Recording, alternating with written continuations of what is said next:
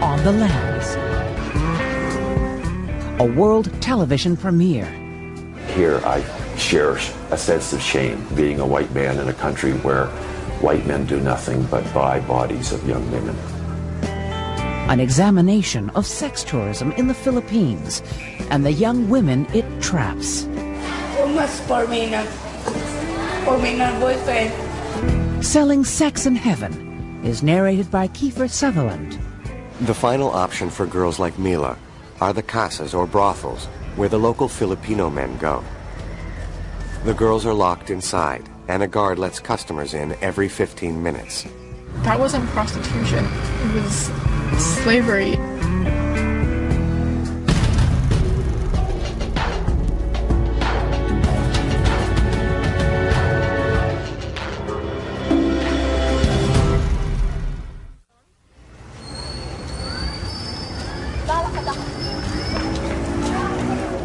When I first met Mila, I observed her, she keeps on roaming around along Fields Avenue.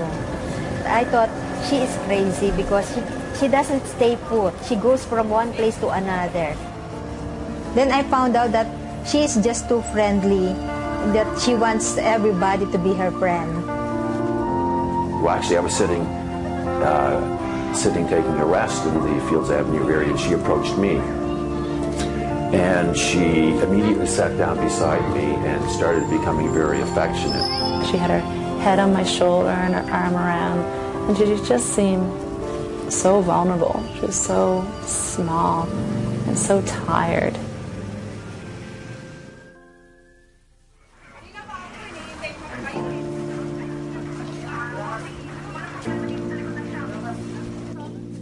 Angeles City, the Philippines, once the site of the United States Clark Air Force Base, is now one of the busiest sex tourist destinations in Southeast Asia. Men come from all over the world for some male bonding, cheap beer, and even cheaper women.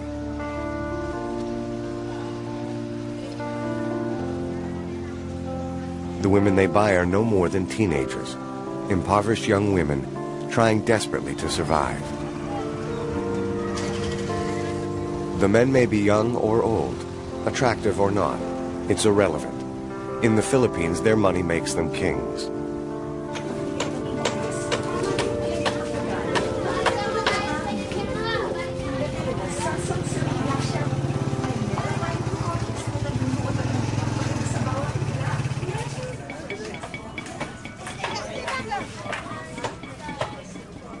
Mila works at Heaven, a little bar on Blowjob Alley. And like thousands of other bar girls in Angeles, Mila lives in tremendous hope that someday one of these foreigners will rescue her.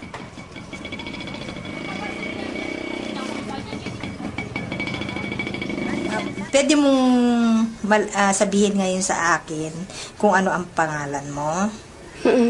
Mila. Mila. Mila ano? Zamora. Zamora. Yung ba yung talagang pangalan mo? Okay. Saan ka nanggaling? Anong probinsya ka galing? Saan probinsya ka galing? Sa Pangasinan. Pangasinan. Parehas kami. Saan? Dito. I do some interviews with the women, and then of course as the start of organizing them, you do some chatting with them, so that getting to know each other, so that they will be able also to know me and familiarize my face and who I am also, what is my role there, why am I there. Anong oras ka daw pumapasok? Dati, alas 10. Alas 10 ng umaga? 10 o'clock the morning. Hanggang anong oras? 10 o'clock the morning. Come back 4 o'clock. 4 o'clock in the morning also. You come home at 4 o'clock in the morning. Okay. Who is this? Boyfriend. Boyfriend from? America. America. Where did you meet him? Alan. Alan. Si Alan, come on. This is Alan. Up to now, boyfriend mo pa rin siya ngayon. I come back December. He will come back in December. And this is you. Very nice. This is Alan. Mila. This is Mila. To some extent, they live a fantasy. They live a fantasy that someday some white man is going to fall in love and take her home with him. And certainly that happens enough times, you know, maybe as many times as a young black youth in the U.S. gets to make the NBA, that dream is one that keeps them reinforced. Stephen works with Agnes on a Canadian-funded development project. They're helping the police educate the public about the prostitutes living in their midst. Our resource speaker is none other than Dr. Steve Perot.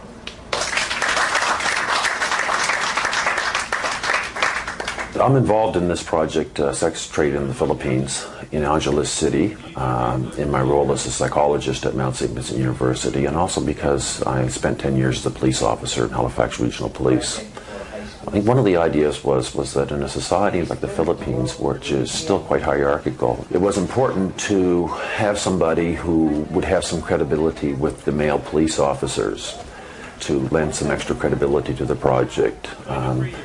To provide, I think, maybe a different image of foreign men than they're used to. Also working with Stephen and Agnes are project interns Jessica and Angela. Fresh out of university and full of idealism, they're going to change the world. Since I've been here, I've just wanted to make, have this big dream of making some kind of macro level change and changing the lives of not just individual women, although it's nice to have a rapport with them and have individual relationships with them, but to make a bigger change to affect all of the women. And however unrealistic that is, I think it's really necessary for my state of mind to think that I can in some way help with a big change that can happen here. I wanted to become an intern because my degree is International Development Studies, and I've always been fascinated with traveling with new experiences and dealing with new cultures. My main goal of the job is to interview as many of the women as possible and do it in a light that they trust me. I find it very important to build up that trust and build up a friendship.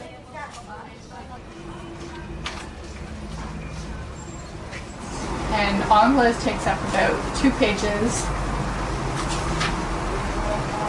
And there's really something interesting that they say. Well, did you read Under Shadows Minibar? It says Shadows Minibar.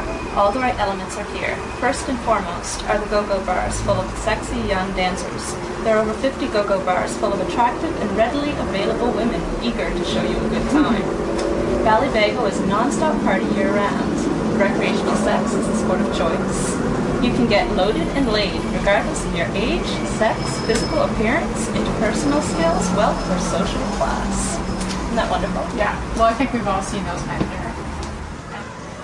A lot of the customers that I have been able to talk to, I've been very disturbed by talking to them. Very, very sexist ideas, very, very racist ideas. They degrade the woman a lot.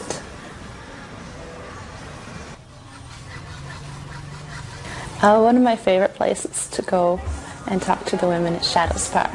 I was up there at one point talking to them, and this customer came in, sat down, and the girls stiffened. They knew who he was, and they were all whispering in my ear, like, don't talk to him, he's not a nice person, just avoid him. And at one point he was going around saying, and who's going to be the lucky woman I get to sleep with tonight?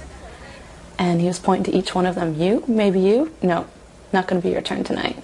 And point to the next person. You? Could it be you? No, not going to be with you tonight. So I just tried to continue to ignore him. And then he pointed at me. He's like, well, I especially wouldn't sleep with the white woman.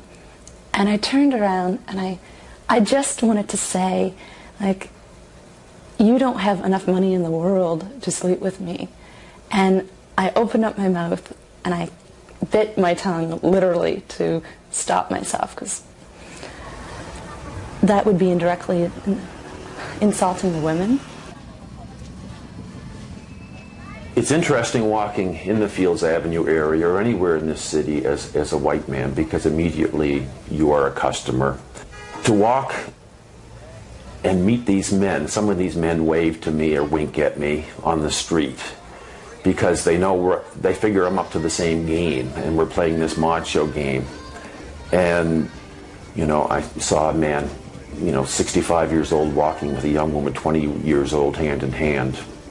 I can understand he doesn't want to get old, but that happens. And the fact that he can't draw the line between some fantasy in his head, if his fantasy comes at the cost of such exploitation, he's gotten so far away from any sense of morality a human being can have on either moral grounds or human rights grounds.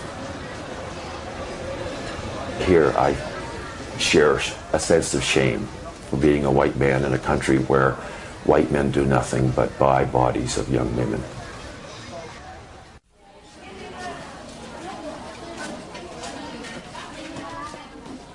The first time I met Mila, I was walking down East Santos, and she just started walking with me. I was curious. And I see her a couple times a week, and she's so friendly and so loving. Sometimes I'm wondering, why is she so friendly? Is it because she doesn't get enough general affection? Is the only affection she's shown connected with people buying sex, and she's not worried about that with me? She knows that it's not going to be an exploitative relationship. When she first met Steve, she was very shy. She wouldn't even look him in the eye. And then she got used to him very quickly and realized, no, he's a friend. Buying sex is not the reason he's here.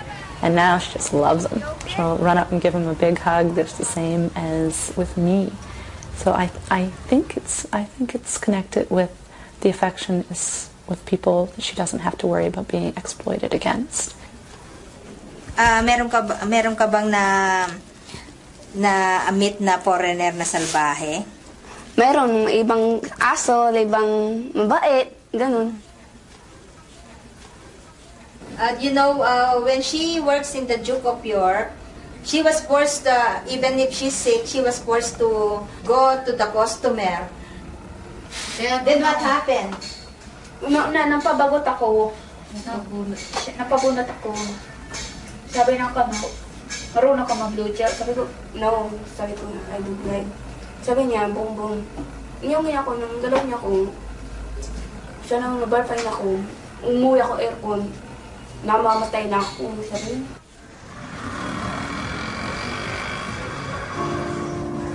Mila is 21, and though she looks and acts much younger, she's already had a lifetime of experiences. At the age of 12, she was sent from the provinces to work in Manila as a housemaid. A few years later, she was recruited, or enticed, as they say here, to work in a factory. The woman who brought her from Manila took her to a bar and then disappeared, leaving her all alone. The woman probably sold her. Mila was only 17. She had no money, and she didn't speak the local language. She's been working in the bars ever since. A maid at 12, a prostitute at 17. It's almost unimaginable, and yet Mila's story is not uncommon. I come here in 1995, but I'm come here at Cherry Gare, about 14 years old, but I don't know. I said my friend, she's working in restaurant, but me is not good because it's working in the bar. That's why, and then it's hurt because I lost my cherry in the bar. A lot of the women have been raped or sexually harassed, sexually assaulted, and this is a common theme that runs through them. And a lot of the women have said, well, I wasn't a virgin anymore, I wasn't worth anything.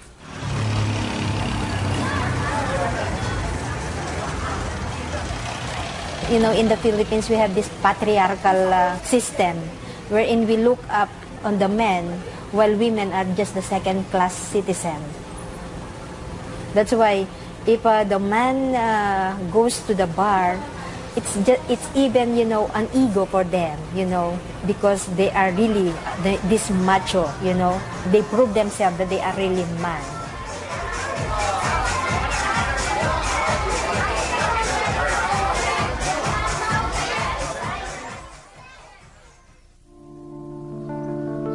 The Philippines was colonized by the Spanish in the early 16th century and by the Americans in 1898. Filipinos joke that they've had 400 years in the convent and 100 years in Hollywood. Such a unique colonial history, and particularly the imposition of the Roman Catholic Church, has had dire consequences for women. Family planning is discouraged, and women are judged by their marital and virginal status. Men are free to pursue mistresses, prostitutes, or so-called minor wives with impunity.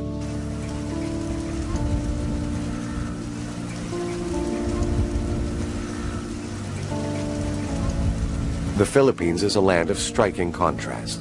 Great beauty, wealth, and resources, alongside tremendous poverty and destitution. I think the girls become bar girls because they have no choice. You know, if their choice is to live in extreme poverty or be a bar girl and make money, that's not a choice. And they do it because they need to survive and their families need to survive. And there's no social security net. If you don't have the money, then you starve.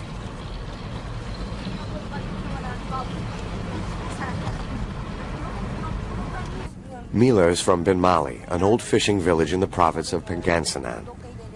One reason she became a bar girl is because of the poverty of her family. She is the fifth of 10 children and only went to grade 6. According to Filipino custom, the older siblings are responsible for the younger ones, so most of the money Mila makes is sent home to her family. Naiiyak ako ng first time ko ng dancer na Filipino. Sige na!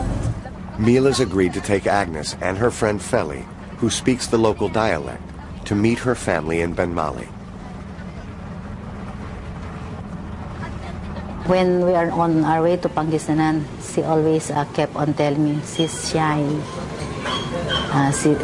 She's very shy, that we will see their situation and we will meet her parents.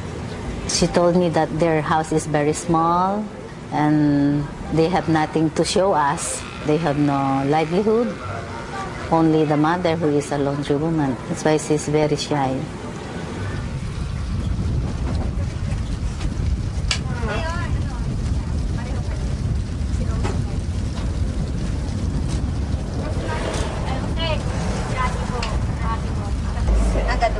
Sa Lingayen? 4. Ilan kayo nakatira dito? Balakin kami ng 14. Isa dit, kuya ko dati. 14 people lives here. Yeah, 14.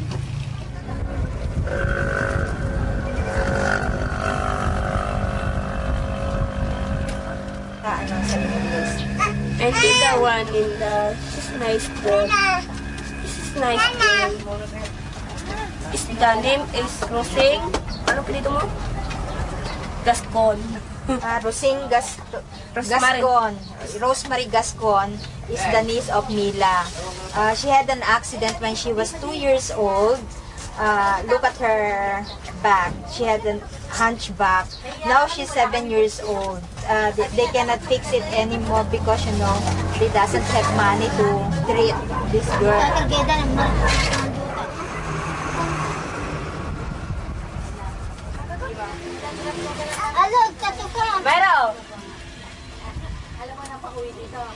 I think before, the father was working as a helper in the fish pen. But now since he has a hard drinker, when we met there, he was drunk already.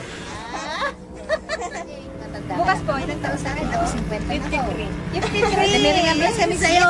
Babalik kami sa Mayo. Babalik po kami. Pasensya na kayo. When we saw their situation, we'll just, it's a pity. There was a time when she went home with her boyfriend and she introduced him to the mother. He's also a foreigner, an American.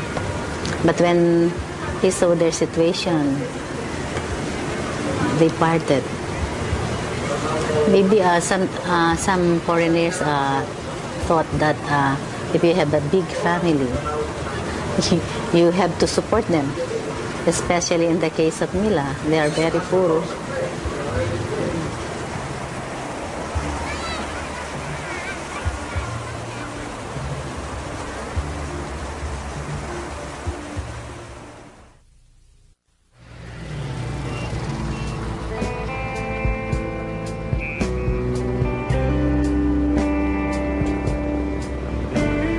Angeles City was home to the United States Clark Air Force Base from the Second World War until the early 1990s.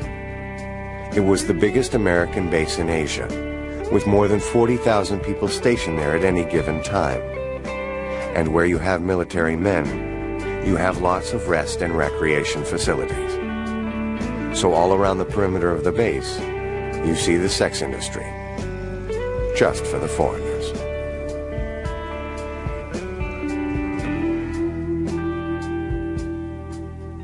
Mount Pinatubo erupted in 1991, devastating Angeles City and the surrounding areas. The Americans abandoned Clark, but left all the infrastructure behind. The airstrips, living quarters, a state-of-the-art hospital, and of course, all the bars. Australians, retired Americans, and other Westerners bought up all the bars by marrying Filipino women. Military prostitution was quickly replaced by sex tourism on Fields Avenue.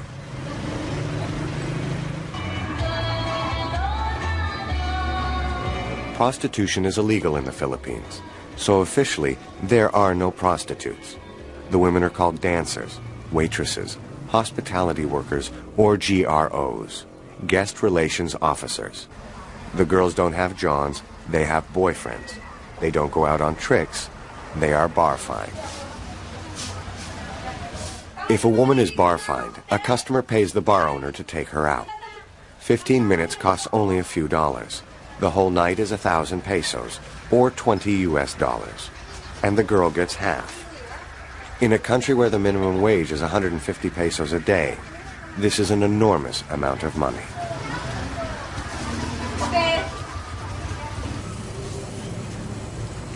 Another piece of the infrastructure left behind by the Americans is the social hygiene clinic. It was set up to make sure prostitutes were not infected with sexually transmitted diseases, so the military men would be protected. The clientele may have changed, but the system remains the same, operated now by the municipal government.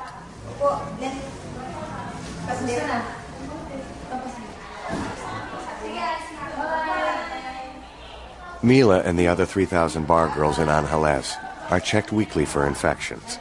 After getting the test, which the women pay for themselves, they wear tags on their bikinis, proclaiming them clean.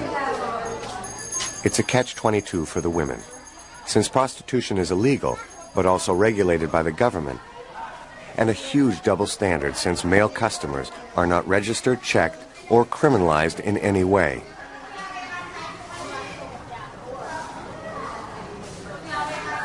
Though customers may think they're protected, the women are not treated for STDs systematically and are only rarely tested for HIV.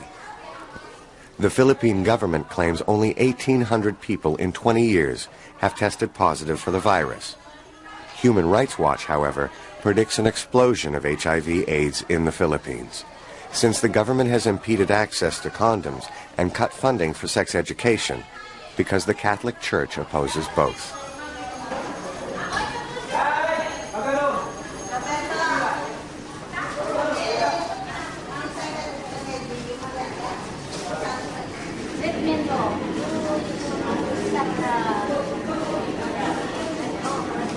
So after you get your pro book, health card, your health card, what do you do next? you go to the table. And what do you do at the Then table?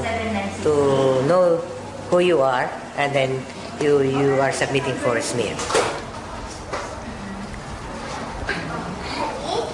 So what are all these metal cold-looking instruments? This instrument wherein sticky, wherein they put it to the girl to find it out. So there's a whole bunch of them? Yes, whole bunch of them. And is there only one girl in this room at a time, or is there a few No. waiting? Or They all line there, then one by one they stick the clear. so at home, when women go for pap smears, it's very personal, private. Yes. So there's not the same privacy here. There is no pap smear here. This is only smear. The smear. The pap smear is you only on the best day. That's it. So the difference between a smear and a pap smear? There is a difference of smear and pap smear. Because the smear is only where they look for if you have some venereal diseases. Now the pap smear is general cleaning. General cleaning if you have something like, for example, cyst, something like that. So the smear, it's just a quick smear. This quick smear, especially the virgin. You said there's cherry girls, virgins who come here every week as well. Friday. So why do virgins who are working in the entertainment industries have to get a smear every week? Well, it's like this. We have a problem of virgin girls telling us that she's a virgin. Now some guys like virgin girls. They say, okay, I will marry you. You're a virgin. Just tell me the truth. So we will protect the establishment and the floor manager tell the truth. Now how I will know that you are a virgin or not? That is the main reason. Now another reason is that all girls who work in the entertainment industry, especially in the tourist field, even if you are virgin or not virgin, you have to submit for a medical checkup. So is this set up partially or fully to protect the customers? Yes, of course. Because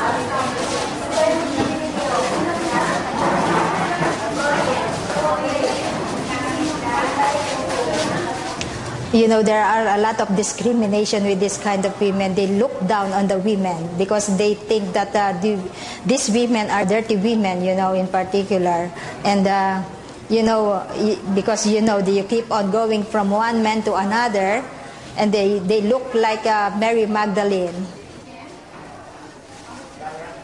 I'm not sure what to say to them when they tell me that they're raped by their father when they're 12. I'm not really sure how to react when they say that the worst thing about working in the bar fine is that you don't know the person. You may end up being killed. Miss my boyfriend. She like Billy Boy, bakla. She like shirt tie. She like everything. Everything you like. She like me. She said, kill me or max. She killed me. She killed me. My friend. You must cap for me. It says, no sleep for me. Almost 5 o'clock. She like almost kill me. Almost shoot in the bakla. Almost crying. Almost cry for me. It's hurt. Really hard for me. Hard. Almost for me na boyfriend.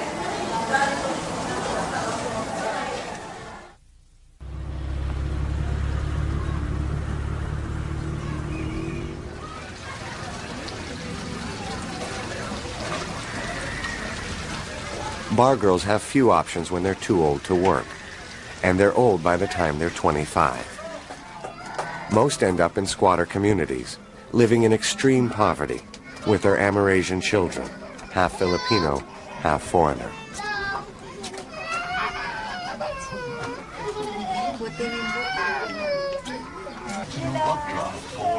Agnes works with women like Preciosa Colompiano, who lives in a slum with her Amerasian son, Paul. Paul's father was an American pilot who abandoned them more than 20 years ago.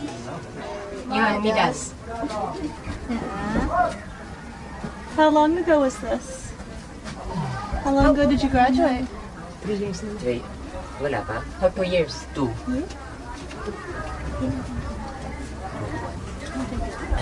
Yung paninira. Yung Paul struggles to find the English word to describe what Amerasians like himself need as a result of being abandoned by their American fathers. Payapa, komportable. Peace.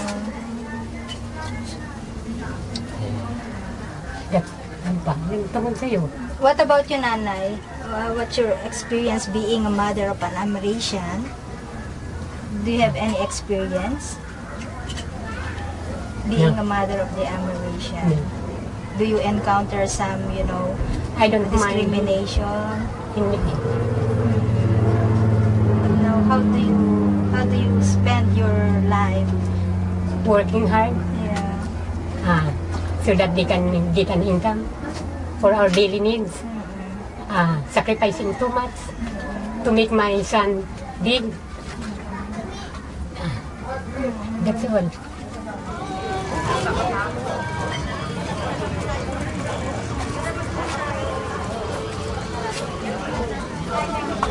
Another option for older bar girls is to become a mama-san, a manager or pimp for the younger women.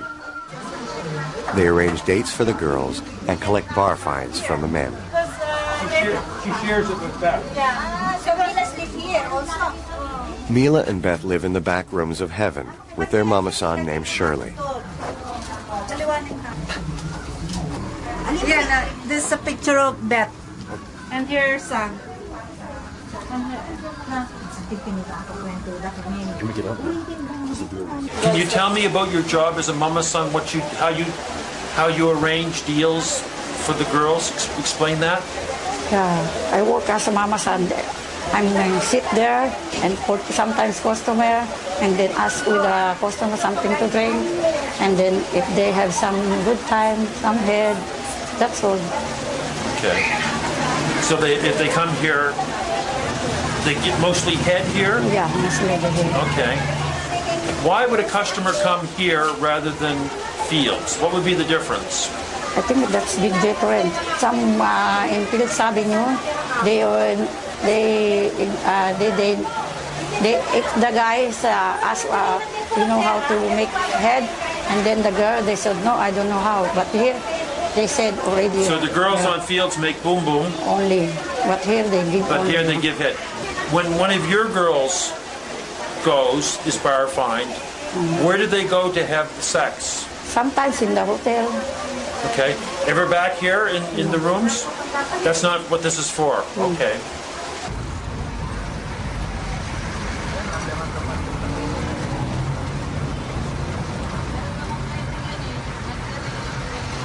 The final option for girls like Mila are the casas or brothels, where the local Filipino men go. The girls are locked inside, and a guard lets customers in every 15 minutes. In many ways, bar girls are much better off than the casa workers, who get about 50 cents a customer and have up to 15 men every night.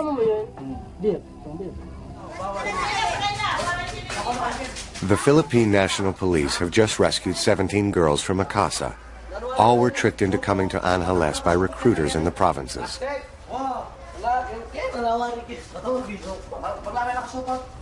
Yes, the casa looks like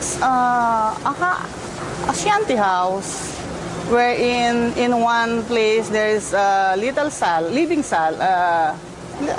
sala, wherein you can see the pimp or maybe the maintainer.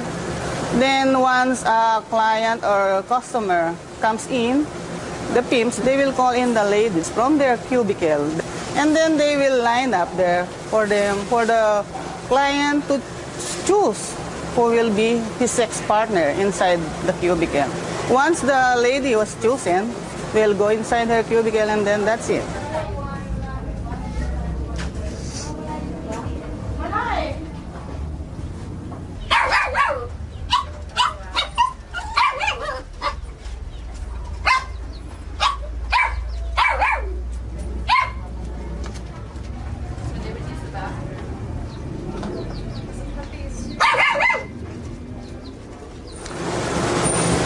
I think if anyone who could go there and see that kind of situation, one will tell that that's fine. Imagine, as if they're slave. Imagine how they were treated when they were given their food. Oh,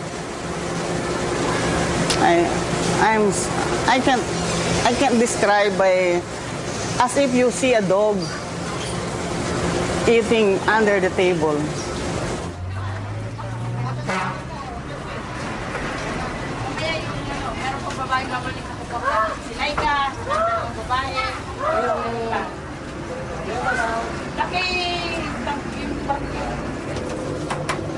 I guess the most disturbing thing is the trip into the casas. To go into the catacombs or the bowels of these casas, which are ugly enough to begin with, and you just go further and further back and you see young women, 2 of them living on a little cot on a piece of concrete, and to know that even in the middle of the night, if one of them's called upon to perform a sex act, she has to give up her bed to let this go on.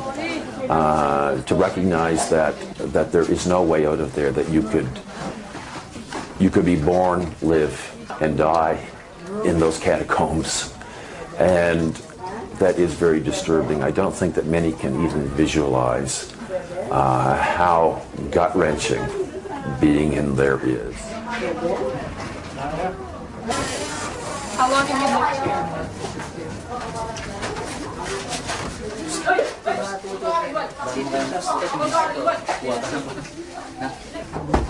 What kind of man could come in here?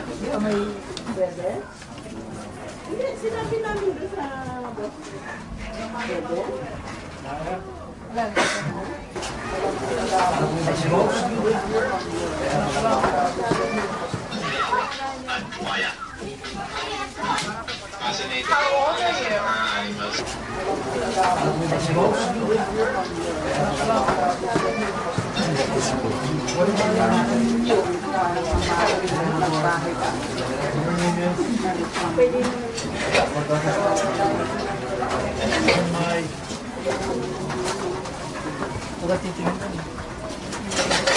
Si Santa Rosa. All right, I know.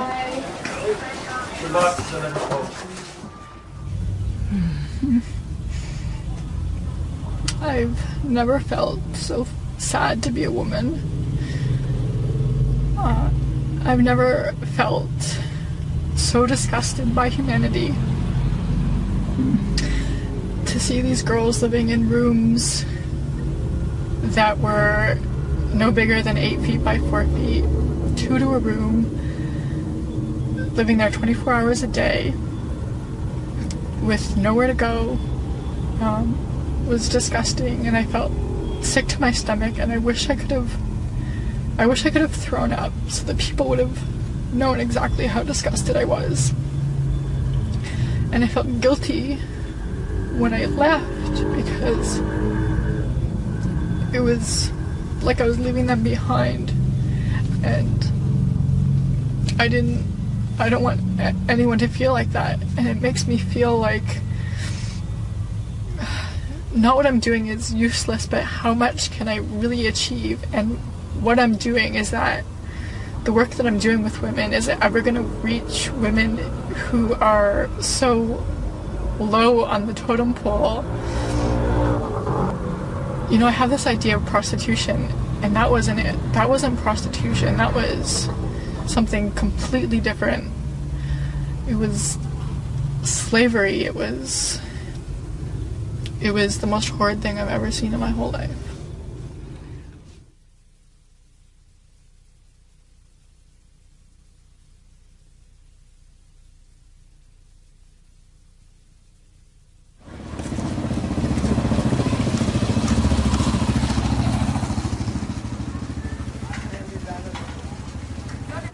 So how will Mila's story end?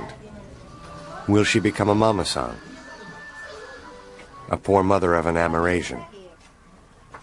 A casa worker?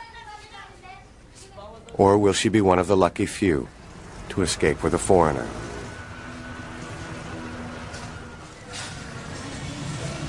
Mila got pregnant to an American I asked her if, did you ever tell this, this American that you're pregnant?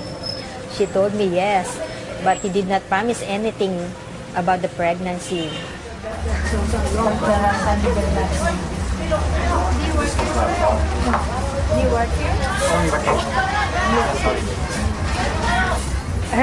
Her hopes is to get another foreigner to give her a good future.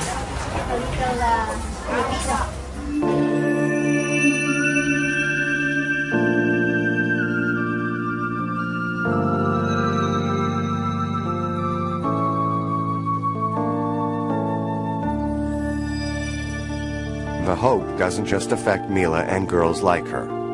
All these children suffer as well. Some will end up in the bars. Some will find work in factories. But most will live out their lives in poverty. Apa, lunes, dito, walang sharp, correct?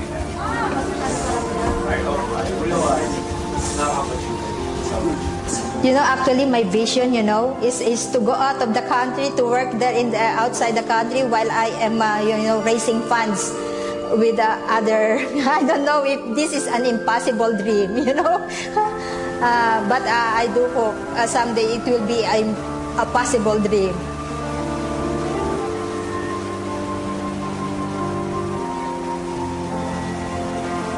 Before, Mila is hoping that Alan would marry her.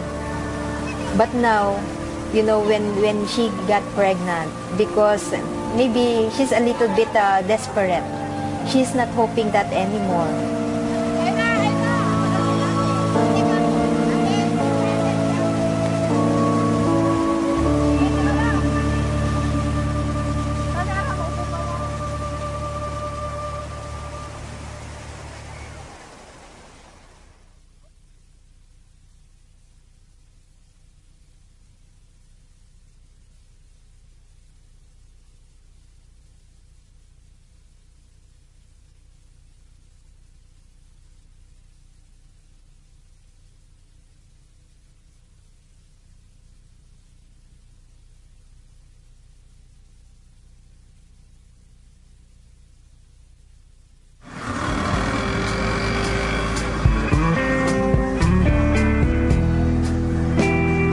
Next time on The Lens.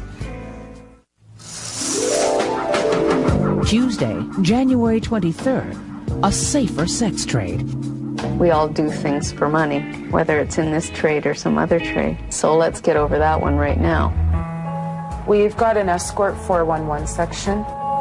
If we've had a bad client, we go on and describe him and write everything about him and what had happened. Exploring the lives of two upscale sex workers in Vancouver. In contrast with a former street prostitute's experience of the dangers of the business. In a city where a man stands trial for the murder of 26 women, most of them in the sex trade. You don't go stay on the street out here and go become the next Pamela Anderson. You stay on the street out here and you end up dead. You see girls, like laying in back alleys. You hear about the stories of girls getting chopped up in dumpsters. It's not a glamorous lifestyle down here. That's A Safer Sex Trade, Tuesday, January 23rd.